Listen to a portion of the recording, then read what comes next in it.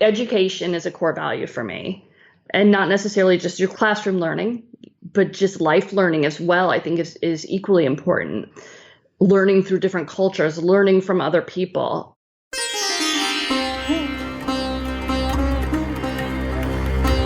You're listening to the Zero to Travel podcast, where we explore exciting travel-based work, lifestyle, and business opportunities, helping you to achieve your wildest travel dreams. And now your host, world wanderer and travel junkie, Jason Moore.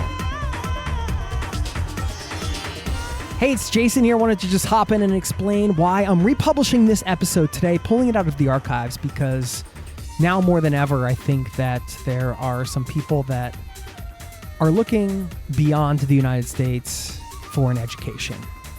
Perhaps that's because they want to have a cultural experience. Perhaps it's just because they want to get out of the current environment in that country. For whatever the reason, I wanted to bring this one back into the feed with my friend Jenn, who runs a wonderful organization called Beyond the States, where they help people learn how to get into some of the top European universities.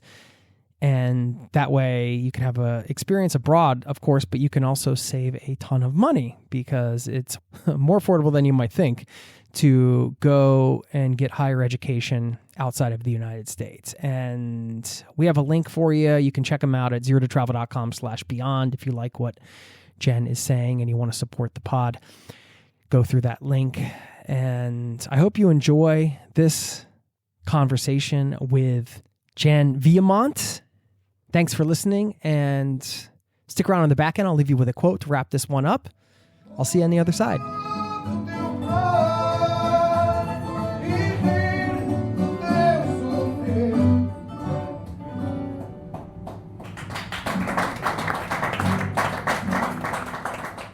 Whereabouts are you, by the way? Do you live in the Netherlands? No, I live right outside of Lisbon.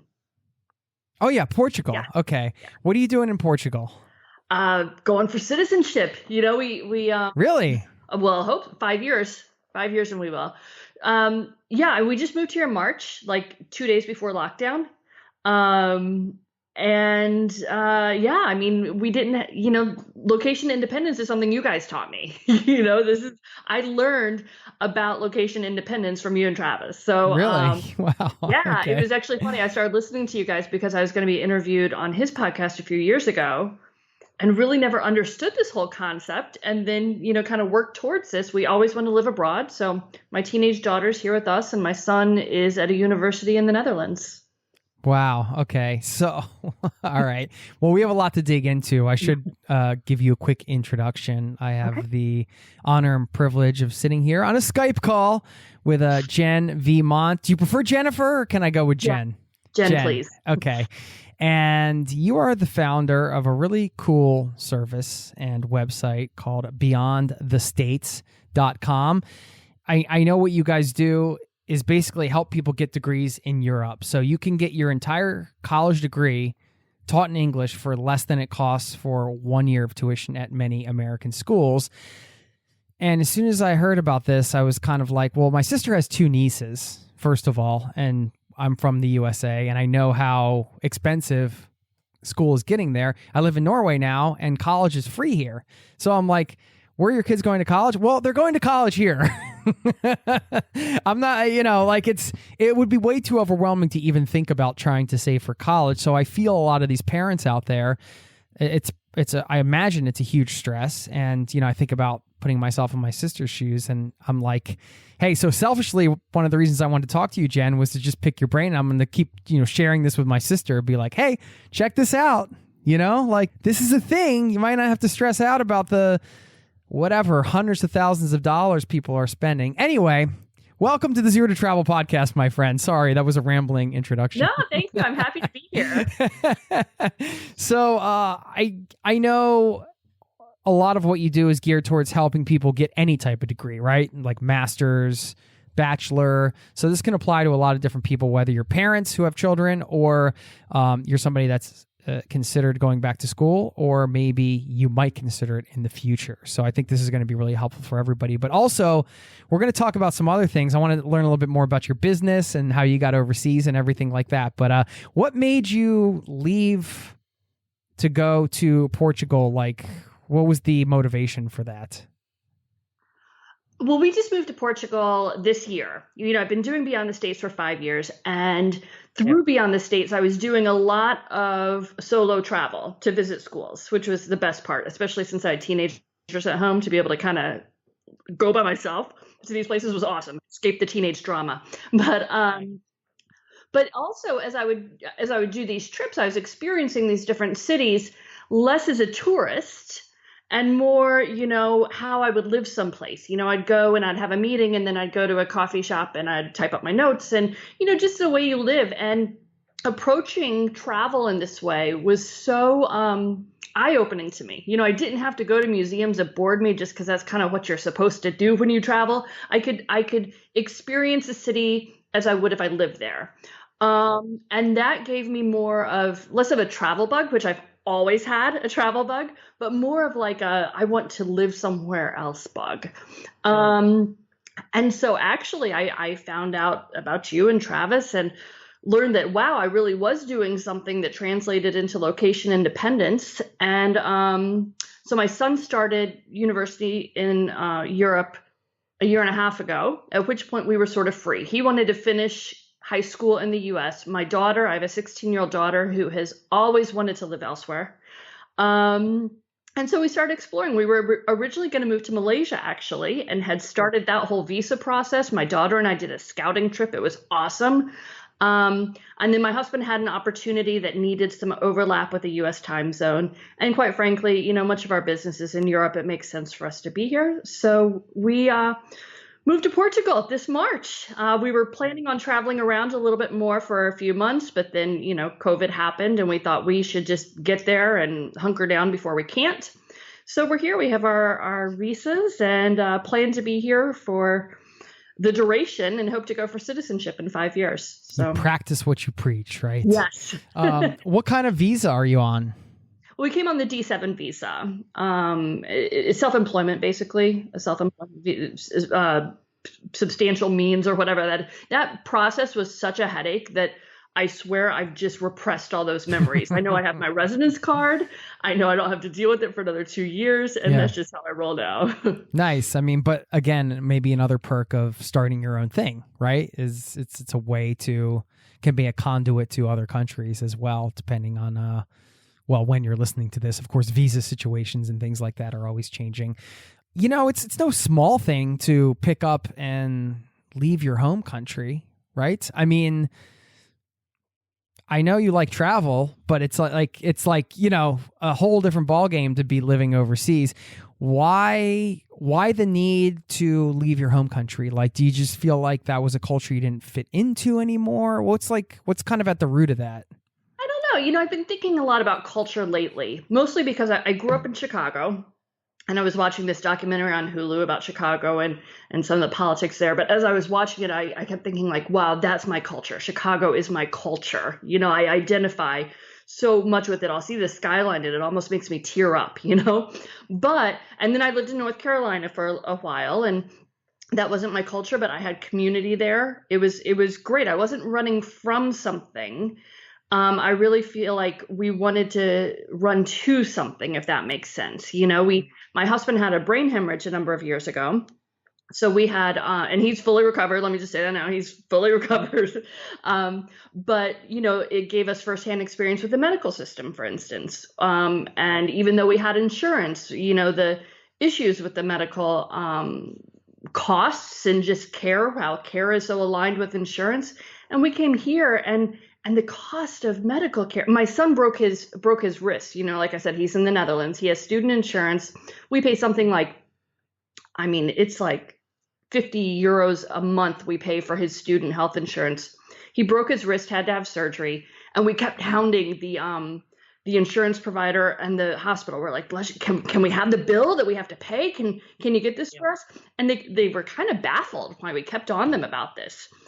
zero was our out-of-pocket expense. Like just the difference in the healthcare system alone was something we wanted to kind of go towards. And just, I have a real appreciation for experiencing different cultures and ways of life. And this is definitely providing that for us. Yeah. How has it been so far? Because you've had, now at the time of this recording, I'm doing the count on my hands here, old school style, like 8 months around. Yeah. I mean, you're past the, the honeymoon phase. Yeah. So just be honest. How are you feeling? Admittedly, moving abroad in the midst of a global pandemic is not ideal. So it's hard to know sort of which of our struggles relate to that and which relate to moving abroad. And there are struggles. There are struggles with, anytime there's a repair to be made in the apartment, the landlord's proxy claims that it's our fault. Whether that's the bell not working, the intercom bell, somehow that's our fault. Just there are little struggles, and not knowing the language yet. I'm taking classes, but I could do little more than asking you if you have a fork at this point, or that I like your dog. I think we were ready for obstacles. And then again, with the global pandemic, obstacles on top of it, we're just kind of like getting through each day. I don't regret it one little bit, though. Yeah. I mean, of course, like you said, that's a whole different situation. You can't go to cafes and do the things that you kind of probably imagined that you'd be doing. They have some great cafes in Portugal too. Great coffee, great pastries. What's the pasta di nata? Is that the? Yes. Oh man, those are so good. You're in Lisbon, right? Right outside of Lisbon, in an area called Cascais, right on the ocean, which is very nice. Wow. I walk on the ocean every day, which I love. Sweet. Yeah. I like what you said, the idea of not running away from something, but running to something, right? And it sounds like for you, that was maybe a mix of, some of the more practical things, like you said, healthcare and things like that, but also just, I don't know, I guess the willingness to face challenges, right? In a different way of life. And it kind of just having, as somebody who's also lived overseas and kind of unexpectedly encountering different challenges as I spent more time in a place, I don't know, you can kind of be forced to face some of your own stuff, right? Like when you're taken out of your own culture and the things that are familiar to you, first of all, it takes a little time to find your feet, right? And even if the culture is not that much different on the surface, it's still different. There are a lot of nuanced things and things that I guess are unexpected. So I don't know, like it just kind of forces you to look within, and also the external stuff that's different just changes your day to day. For sure. It's kind of disorienting, I guess, in some ways for a little while. I found it anyway. Yeah, I think for me, it's also helping me recognize kind of what is and what isn't important to me. I don't know that this is where we'll be forever. What's nice is that after we're citizens, it opens up the whole continent for us. So I kind of think about this as a step in finding the place that's great for us. So we sort of have a short list of places we'll explore over the next 5 years to see, spend like a good month here or there. And they're places that before Beyond the States, I never would have considered. I never would have known that Riga is like such an awesome city to me, or that in Tallinn in Estonia, the government will never ask you for the same paper more than once. Now, I've submitted, the same paper to the government here 10 times, through the visa process. Often it's something they submitted to me that then I have to resubmit to them. It's just crazy. So it kind of gives you a better idea of your own values and which of those values, and values, I don't mean to use that as a positive or negative term, but just what's important to you and how to find it. What are your core values? Oh. Starting light, huh? I mean, for me, education is a core value for me. And not necessarily just your classroom learning, but just life learning as well, I think is equally important. Learning through different cultures, learning from other people, family is a value for me. My brother lives in Lisbon, which is, we still have family in the area. So that's nice. So we have some family here. I haven't been able to see them as much, but global citizenship is a real value for me too. I think that's important for the world, for us not to just have this very confined view. And actually, that's, I think, one of my problems. You talked about the challenges living in Portugal. One thing that's interesting, in the US, it was easier for me to find, I don't know, French wine or French cheese or Italian wine or Italian cheese than it is here in Portugal. It may seem like a small thing, but I'm obsessed with food. And so having that variety is hard for me not to have. And it's just interesting to me that I could find that in the US so much easier than here where it's nearby. I would say that those are my family, education, global citizenship. I would say that those are probably my. I mean, is food a value? If so, that's one of mine. Sure. We can make food a value. That sounds fun. I'm gonna add food into my core value list. Awesome. How much of a change have you seen in your kids since they have had experience abroad versus? Not that they're not the same person, but I mean, certainly going abroad, taking yourself out of your home country, spending an extended time abroad. Yeah. How much of a change have you seen in them? It's been really interesting for my daughter. She grew up in North Carolina her whole life. Yeah. And again, like I said, she's always been eager to have these other experiences. And so last year, her 10th grade year, we knew we'd be moving.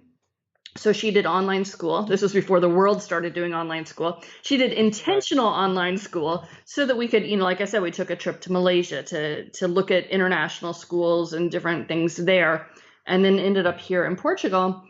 And she's attending an international school. And it's just, she has never felt more like she fits than she does here. Friends from, it's an American school simply because we needed the curriculum that she had already invested high school years into. It's an American school, but that's sort of a misnomer because it's not primarily American. So she has Portuguese friends, she has Brazilian friends, she has friends from Denmark and Estonia, all over the world in her friend group. And it's been just incredible for her. That's great. I mean, where do you think that came from for her? Because I wouldn't say that's the typical sort of 10th grader, right? Typical 10th grader probably just like, hey, I'm established. I'm in this school. I'm with my friends. Like, I don't want to leave. Don't drag me away, from my friends. Where do you think that desire came from? We've always been really conscious about international travel in our kids' lives from a very young age, from before when they could probably even really appreciate it, just because we wanted it to be normal. We wanted it to be part of their life and part of their experience. So I think a lot of it came from that. Because she was younger, she saw my son have these international experiences that she hadn't had yet. He did a summer program in Morocco that we could afford because we knew we weren't going to be paying for U.S. college tuition at that point. So she saw him have these really life-changing experiences as well. So I think she was eager for that. Yeah. Okay. What were you doing before you started Beyond the States? I'm a licensed clinical social worker. So I did a lot of work in therapy, and actually before and even in the first couple of years of Beyond the States, I was working with high conflict divorce and an alternative dispute resolution. So it was nice to have something completely different from that high stress position. So wow. Okay. Yeah. How did you go from, I mean, this is always a question I think some people have when they're going through a transition and maybe they want to start a business that allows them to be location independent and live in Portugal, like you have, for example, right? And it can be tough to figure out, all right, should I kind of stick with what I know or should I start something completely different? I mean, how did you end up with the whole completely different path?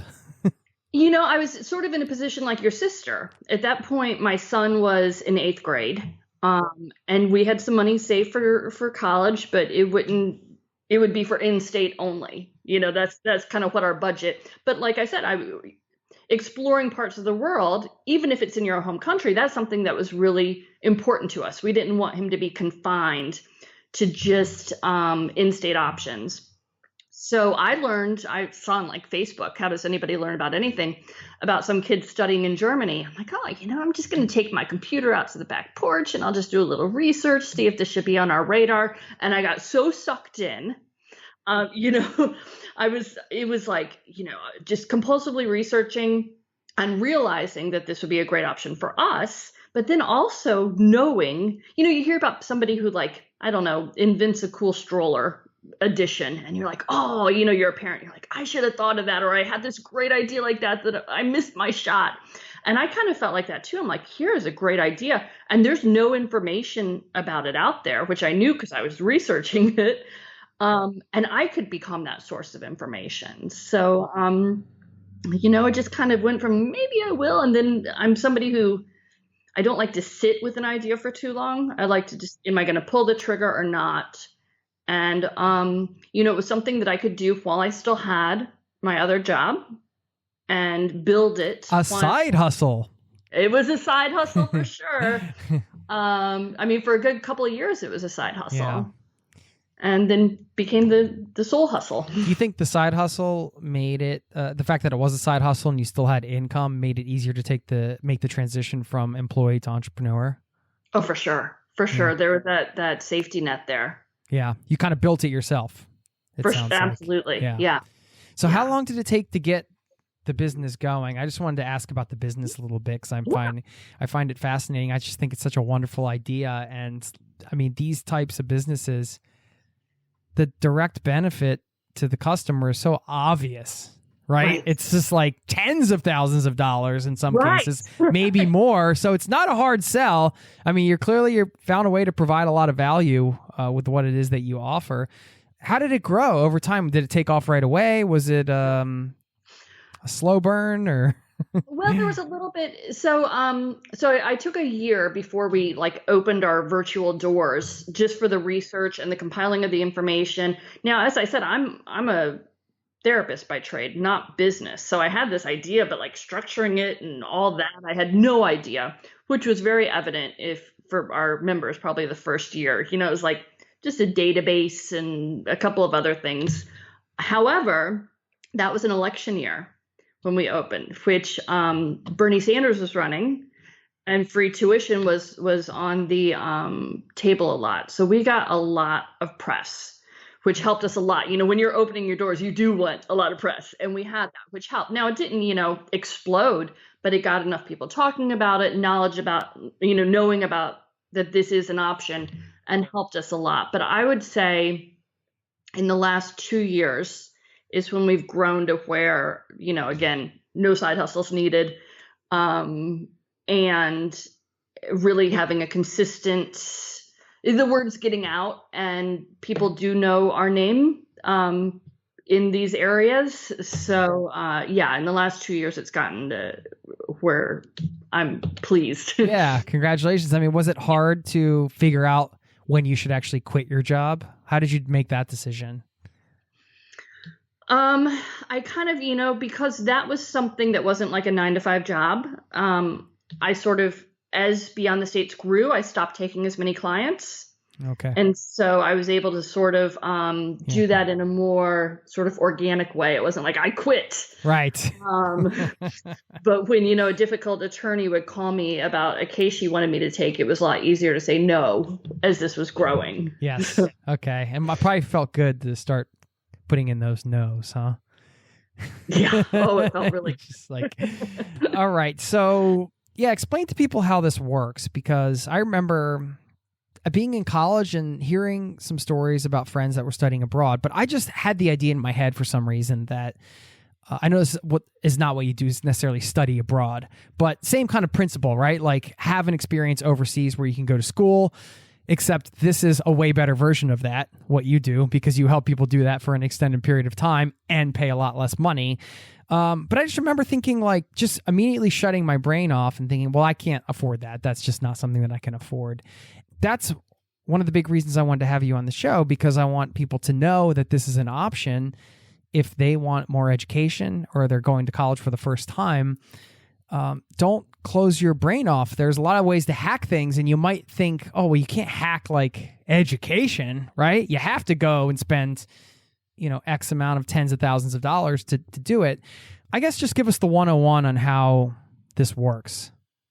So basically, there are universities all over Europe. These are European universities. I mean, there are some American or international, but what I'm primarily talking about are European universities, and they have full degree programs that are taught in English. And now they do this. Some people are like, oh, you're going to go, they make it seem like Americans are taking advantage of this or exploiting this or expecting it to be taught in English. It's not for us. These are not developed for Americans.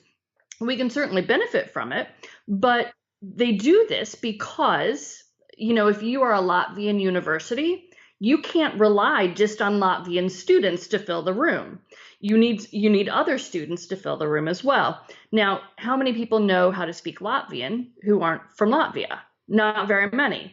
So you need to have these degree programs taught in a language that's accessible to students from around the world, and English is, the common language.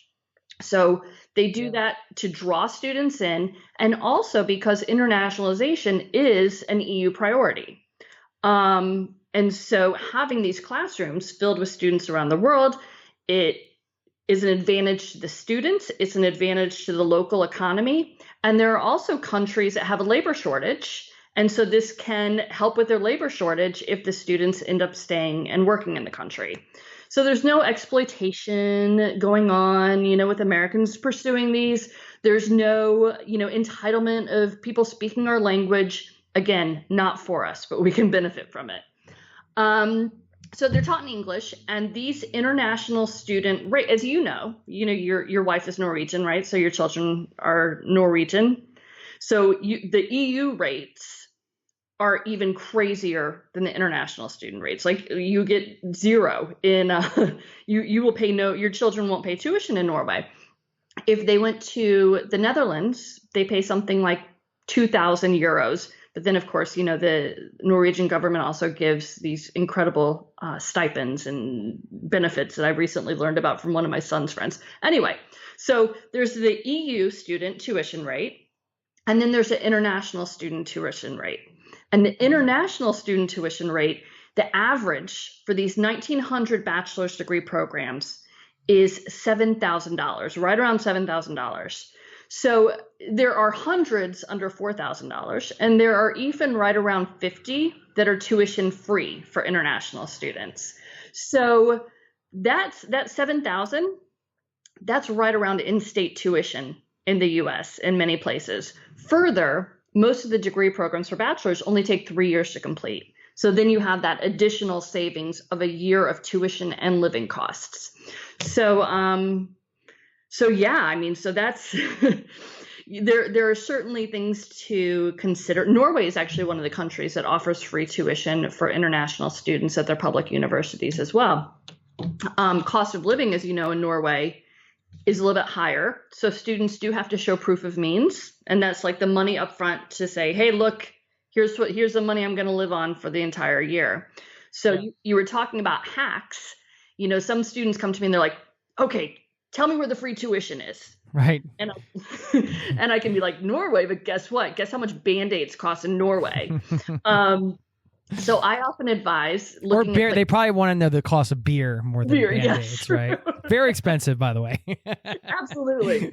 So I often advise looking at places like Estonia, which have these, I think of it as like a hidden gem for international students. They have great education. They have great, Wi-Fi. They have great public transportation that's free. And tuition there is not free, but the cost of living is so reasonable that it kind of evens it out. Yeah. Okay. So when you were throwing out those tuition numbers, is that for the entire degree or is that per year, like 7,000 per year? Per year. Okay. Not housing though. Not housing. Right. And what is the average cost now of university in America? Oh, geez. Well, if you're talking about in-state, it depends on what state you're in, but that you're limited to just those that you're the state resident of. And that can be anywhere from 6 to 12 per year, depending on your state. Private is well above 30 and out of state as well. Those are well above 30 a year for private and out of state. Right. Okay. Yeah, and you mentioned cost of living. That was on my list because it sounds like for each person, you're going to want to balance the reality of that with what you're going to pay in tuition, right? Estonia was the example you used as like a hidden gem. Are there any other locations that you kind of say like, hey, this is kind of maybe the best of both worlds? Like you're getting a really quality education. Also, it's a great standard of living without being too expensive. It really depends on the student's budget, because there are some countries where it's sort of not high or low cost of living, but the tuition itself can counter that. So I try to look at the whole package there. Certainly Eastern Europe is much more affordable than Western Europe as a whole. Prague, we have a number of students in Prague where the beer is not expensive at all. Nor is the cost. Every time when I was in anywhere in the Czech Republic, I kept using my currency calculator because, they don't use euros. And so I was sure that my mental math was wrong because things were just so cheap. And my mental math was right. It was just that cheap. So yeah, I encourage, so many times students will come to me and they'll be like, oh, I want to go to Italy or France. And I think location is just such a secondary consideration because you first need to make sure they have something that you're interested in studying. Right. Yeah, I was going to ask you about the programs. What types of programs do these schools offer? Is it all, it must be, I don't know, you tell me. You name it, and it's there. Okay. Now, it varies by country. France, it's mostly business-related programs that they have in English. The Netherlands has dramatically more English taught programs than any other country. So you can find just about anything in the Netherlands. But what I try to do is identify multidisciplinary programs for students. They'll come to me and they'll be like, well, I like business and I like math. And I want to do a major in one and a minor in another. It's not really how things are done. Majors, that's not how the system works. You're basically declaring your major when you start. So you're going to be studying business from day one. You're not going to have to take Intro to Chem like you would, the gen ed requirements. You're not going to have those. So because of that, I do try to find that student a program that combines business and math in meaningful ways, as opposed to kind of studying them in a vacuum. My son is in a program called, it's a mouthful, Management of International Social Challenges. And this is about as interdisciplinary as it gets, because you have law, you have public administration, you have sociology, you have international relations, you have political science, all in one program, because they're looking at different international social challenges through those different lenses, or whatever the plural of lens would be. So, right. How competitive is it? Is it difficult to get into these programs? You brought me to my next favorite benefit about education in Europe, which is that it's a whole different approach to access to higher education. So they're not comparing you necessarily. Again, I'm talking about an entire continent, so I'm generalizing. Of course, yeah. But generally speaking, they're not comparing you to the applicant next to you. They're comparing you to the transparent requirements that they say are necessary to succeed in that program. So is being the soccer captain in high school correlated with success in that program? No. So they don't care about your extracurriculars. There are some schools or some countries where an American high school diploma is not the equivalent as their high school diploma. And so for those countries, American students have to have sort of these extras. Meaning the American high school diploma is worse. Yes. It's not good enough. Oh, no. Yeah. No, how's that for the myth of American exceptionalism? Right. So this is Italy. This is part of the Netherlands, a certain type of university in the Netherlands. This is Norway. This is Denmark. And I feel like I'm forgetting one. But those are the countries where a U.S. high school diploma isn't the same as theirs. And so for those countries, students do have to have a number of either AP scores or a year of college credit or an associate's degree. Germany's the other one. But it's not like in the US where you're like, oh, I have to have 20 AP classes because, this kid next to me is taking, 18. I have to be better than them. It's defined. You need 3 or 4 scores, depending on the country, of 3 or higher, period. Okay. And then it's the equivalent. So there's so much to unpack here. I know, right? Yeah. How far in advance should people look into this? If you're listening to this right now and you're like, Jen has your attention, you're like, wait a minute, hold on a second here. Whether you're the one that wants to go to school, or maybe you're a parent, or maybe it's something you've been thinking about doing in the future. When should you start sort of figuring this out and figuring out where you might want to go and what requirements are necessary? Because I imagine for some of these, like you mentioned, the AP things or some of these other things, it might take a bit of lead time to actually get your ducks in a row, as they say. So what's the timeline that you recommend to people?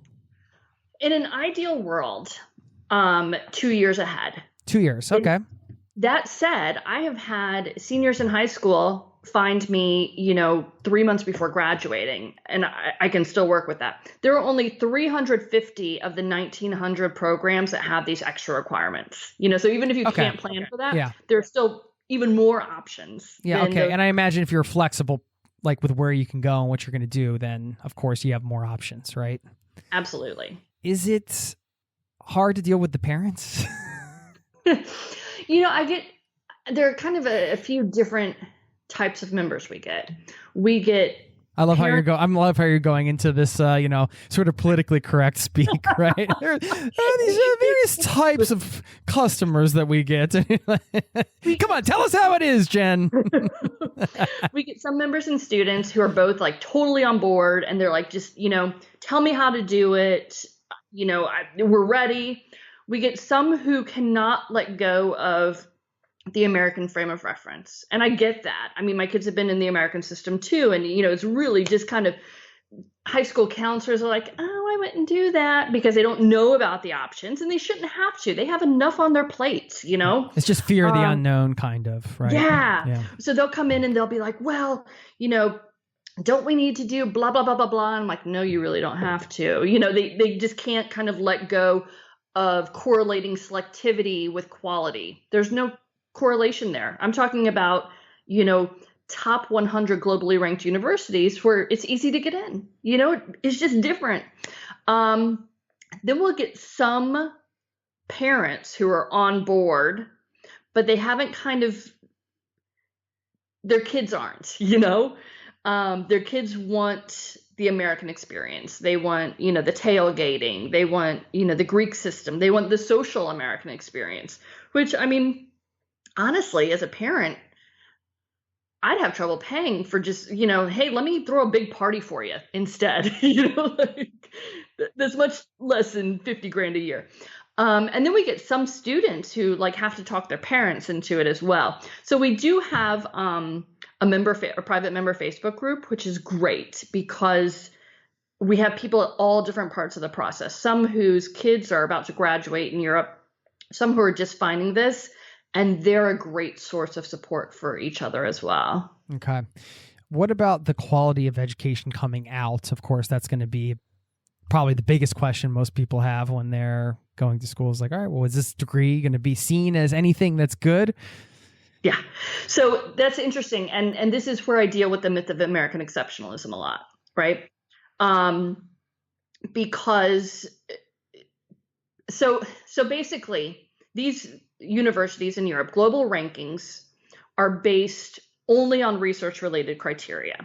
So some people who are very used to US news rankings where they look at, everything, including, the lawn care on the quad, it seems, they think that global rankings are as, all encompassing as that as well. So they're like, I need to go to a top ranked university. And I say that does not have anything to do with your educational experiences as an undergraduate student.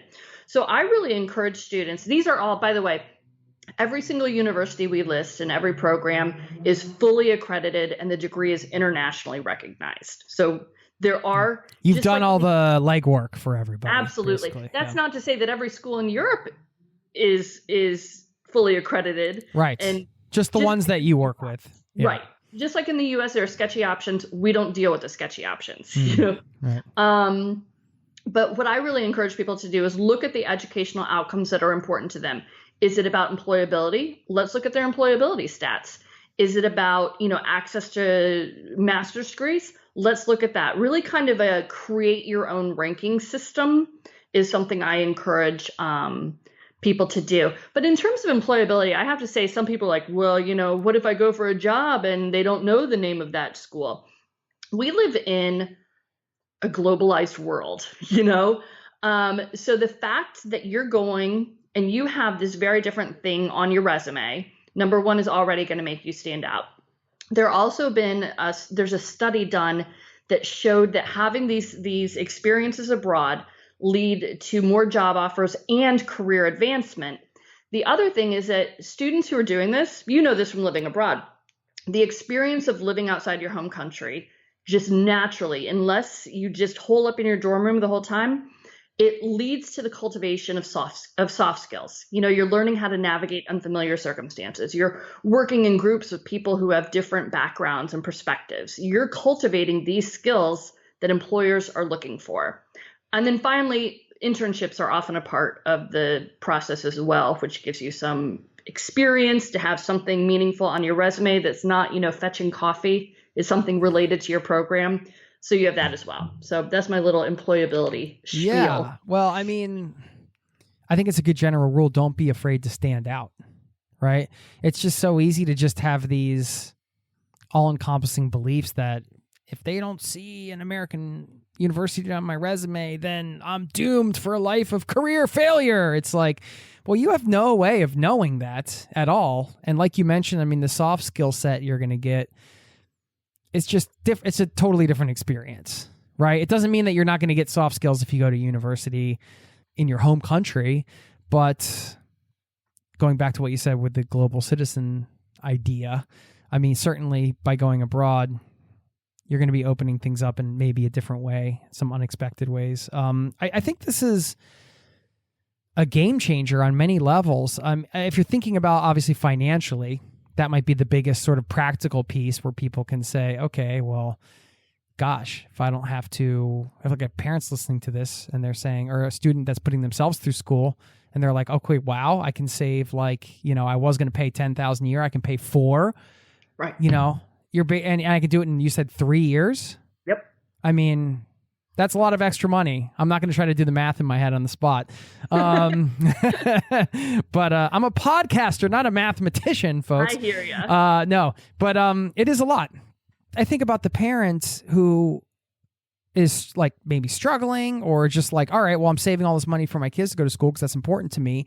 But after I send them, I'm not going to have much money left, right? And then I'm looking at another 10 or 20. I mean, can be a game changer on a lot of levels. And that was like really the big reason I wanted to bring you on, is just to like let people know about this option. So if you're listening to this and you're like obviously already into travel, so you should know that this is an option for you. And of course, Jenn's website is beyondthestates.com. How fulfilling is this for you personally? Because I saw in your bio on your website that you struggled with this like a while back, trying to find some options, I guess, for some overseas school options. How fulfilling has it been to run this business and to help people do this? I love it. There's a service I do called the Best Fit List. And this is where a student submits information to me about, it's like 3 pages worth of information. They're not writing a 3-page essay, but, things like the things they like to do in their spare time, their academic interests, their budget, all of that they submit to me. And then I create a list of 3 to 5 programs that fit their needs. And it's not just like this school, this school, this school. I give, few paragraphs about why this is a good fit for them. And if I could do nothing else with Beyond the States except for Best Fit List, I'd love it. I feel like I'm getting into their head as a former therapist, but also find some really exciting options for them that they might not have found otherwise. So I really love that. The business side of it, I don't love. It's just not my background. But as we're growing, I'm able to outsource more of that. as well, which is great. I know you work, there are a number of kind of entrepreneurs who listen to this, and a great quote I heard a few years ago that I've been trying to live by is only do what only you can do. And so I'm trying to do more of that. So yeah, it's extremely fulfilling. 75% of the work is extremely fulfilling. Yeah. Yeah. I mean, I think thanks for speaking that truth, because that's going to be the case for a lot of these things. If you're starting your own thing and you're listening to that, I love that quote, by the way. Every day and every second of every day isn't going to be hunky dory, right? Sometimes you got to do things that you don't necessarily want to do. Taxes, anyone, for example? All right. So how does it work? Because are you guaranteeing that they get in, or are you just saying, hey, these are the options and here's all the paperwork, now you have to go fill it out? Or do you guys fill out the paperwork, or what do you guys actually do? No. So, we kind of recognize that there's no one size fits all option for people. So we do have a membership, and that's sort of a DIY. You can, with the membership, people can get in there are classes they can take, there are webinars, there's a database, they have access to me on a monthly basis to get their questions answered. And it's just kind of dig in. Here are all the resources I wish were available to me when I was looking at these options. I have them all here. One-stop shop. It's the only single source of objective information, because we don't take any information. We take a lot of information from schools, but we don't take any money from schools. So that way, if someone asks me for a monthly calls, hey, what do you think of such and such university? I can say, here are the red flags that I saw, because I'm not invested in anybody taking one particular route. And then we have other ways that people can customize their experience. And there's the best fit list.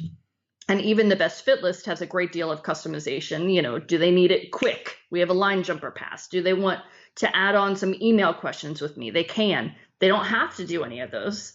And then we have master classes, which are pretty cool because they walk the students themselves through the process that I've created of doing a best fit list. I teach them how to do that for themselves.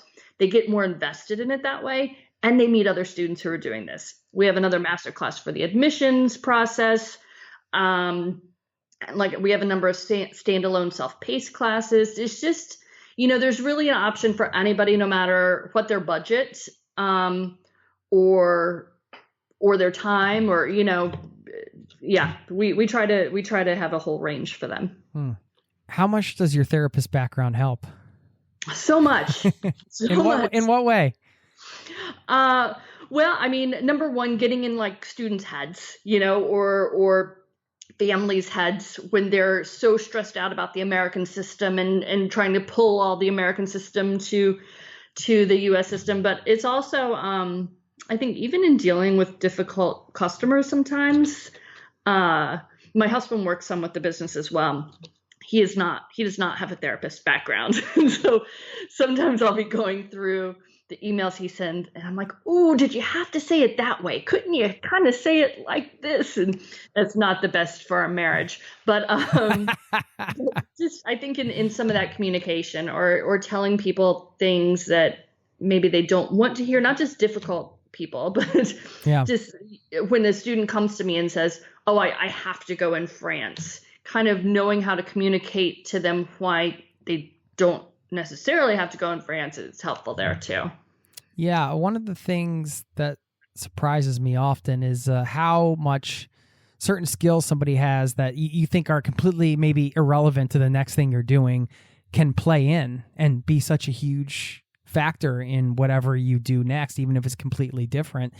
It's just time and time again, it's happened in my life, and I've heard this. I mean, even with just this podcast, I used to manage these events and I would just talk to people all day long. I'm sure that's helped me figure out a way to talk to people, right? But I didn't know that was even something that I would be using, as part of my job later on. So I don't know. It's always nice to follow your heart in that way, because ultimately some of the things you learn are going to apply to the next thing that you do. I have found in my experience. I think that's a wonderful thing, how it kind of you can connect the dots backwards, as they say.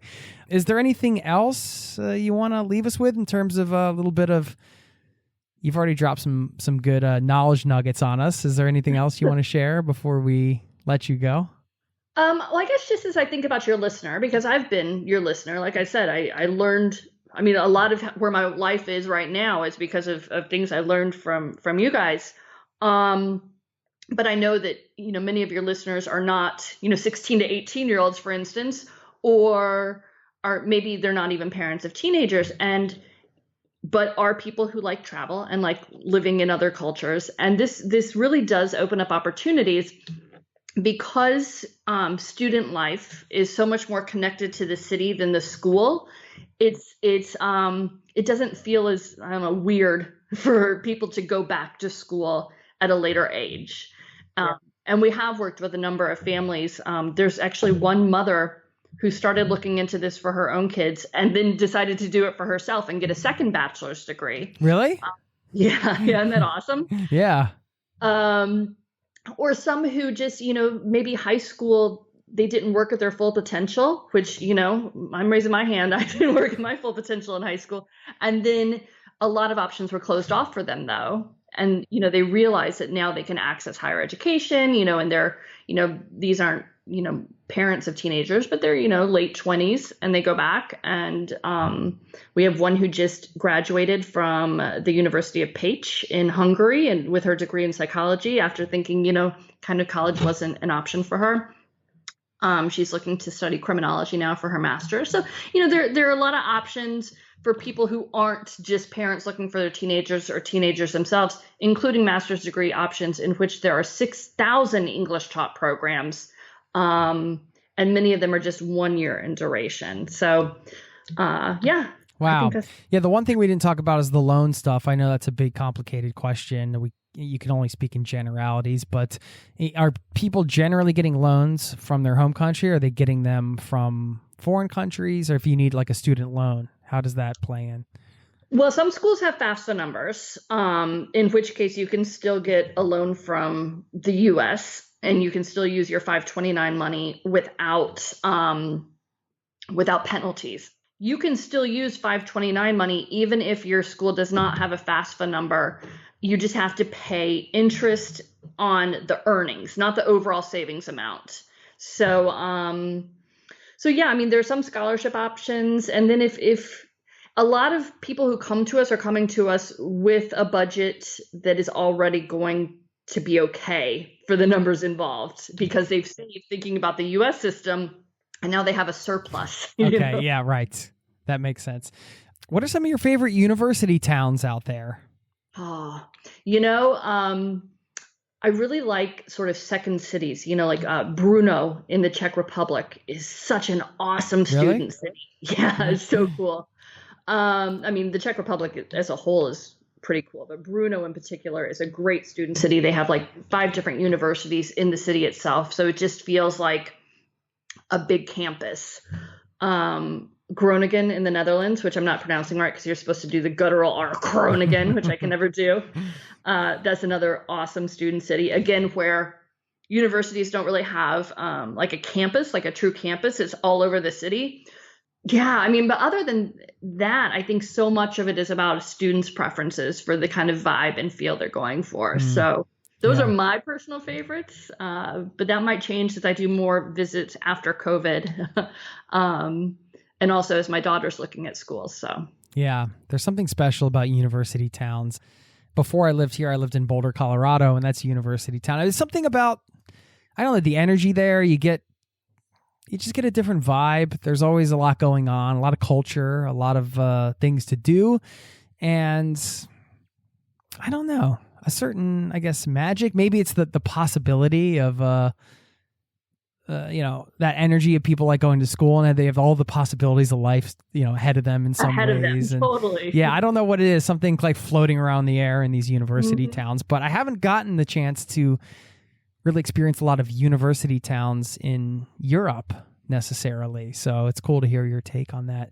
Well, thank you so much for sharing everything. I'm so glad they accepted my invitation to come on the podcast, and absolutely we got to share this as an option with everybody. Of course, your website beyondthestates.com. So again, we know that this might have been to a certain specific subset of the audience today. But hey, I'm trying to make as many people travel as possible, or at least help you if you want to do it, not make you, of course. And this is a part of it. So thanks for doing your part today, Jen. Absolutely. Thanks so much for having me. All right. Appreciate it. Take care.